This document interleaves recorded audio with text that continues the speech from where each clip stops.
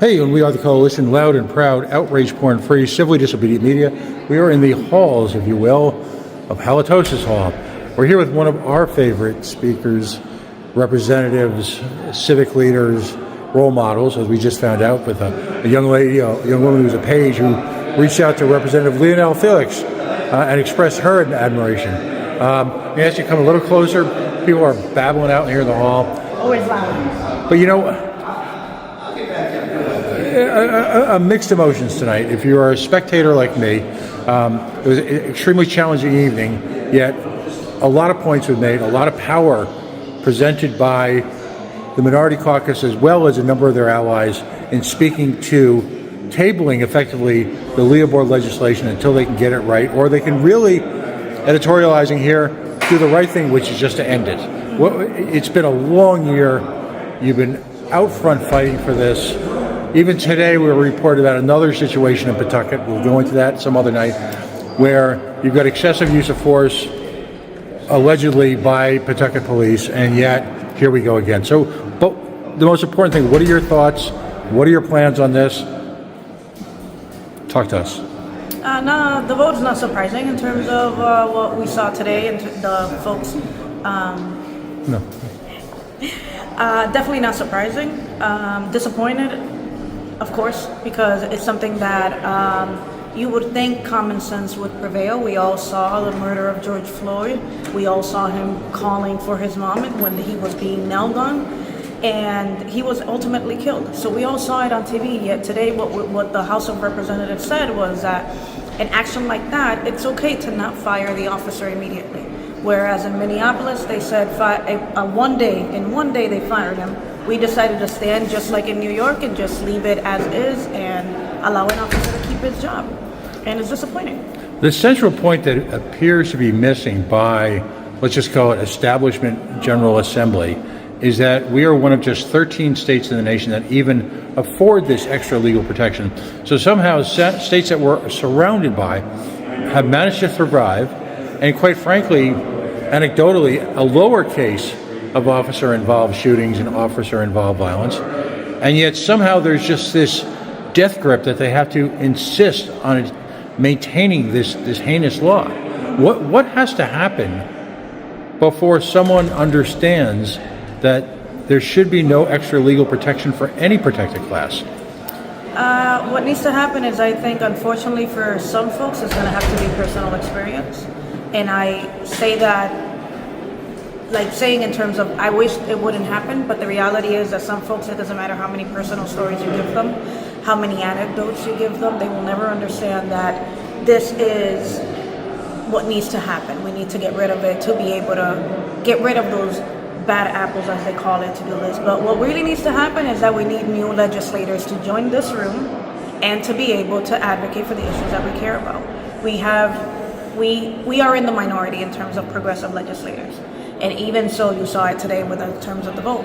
What we need is new leadership. What we need is new blood to come into the House and that understands these issues, that wants to work on these issues and reform.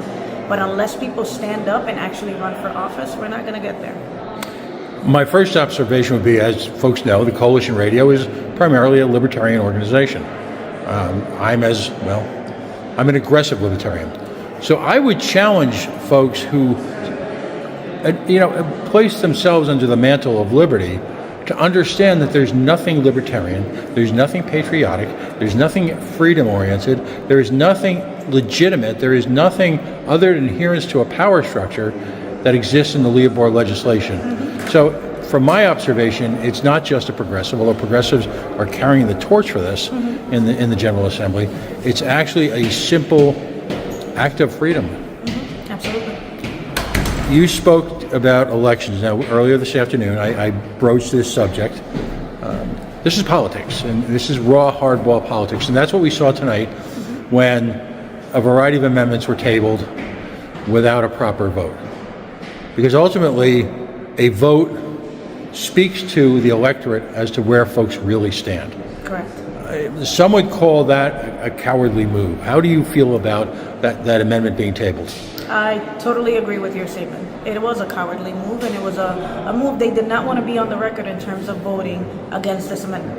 And that is the thing. The reason that they tabled it is that they were scared to be on the record. But guess what? We still got them on the record in terms of how they vote. They tabled the amendment, and then they tabled the holding of the bill, and also voted for the bill. So we got them on the record regardless. And I think that's what the community did. What they did in tabling this particular amendment, not only that, is that they silenced the communities that we represent in terms of their needs and what they need in terms of the legislation and what to do. So again, all they did was, the reason that they did this is because they were running scared. They did not want to get their votes on record. But again, anybody can go into the legislature's website and see how folks voted, whether to support the bill or not support the bill, and vote accordingly. Will this be an election issue coming up? I believe so. I believe so. A lot of our community members have been calling to either repeal or significantly amend this bill. They did neither of those things. They continue to say that this bill offers transparency. This bill was made in collaboration. It was not. This bill was made in collaboration with a certain number of people who benefited and decided how this legislation would go. But our community's voices, they couldn't even answer the simple question, who was at that table from the community? That's because no one from the community was on the table. And I think this issue is particularly important for our communities, and they will vote accordingly. There were certain supporters in the House who spoke to how easily it would be to revisit this legislation in a year or two. Yet it took decades to even get to the point where any level of reform bill was heard. Mm-hmm. Do you worry that this will be essentially the last we'll hear about LEOBOR if the establishment has its way? Absolutely not. We're already preparing a bill for next year that we're going to bring to the floor. And we're not giving up. We are not giving up. They said that we were going to continue working on it. We're going to hold their feet to the fire. They said we can continue to make revisions and make it better. Okay, we're going to bring those bills to the table and see if that is true, and see how much of that is their appetite to actually reform or to actually do something good. So we'll see. The next session will let us know. And you are running for re-election? Yes. And so we'll see you out on the campaign trail talking about this and other issues. Yes, absolutely. Looking forward to it. Thanks. Representative Leonela Felix, she of District 61 of the great city of Pawtucket, again advocating for community in a manner, well, in conjunction with a number of colleagues that hasn't been seen in a very, very long time. I know the night didn't end the way you wanted, but congratulations on the effort, and people will hear from you. Thank you. I appreciate you. Because Thank you for being here.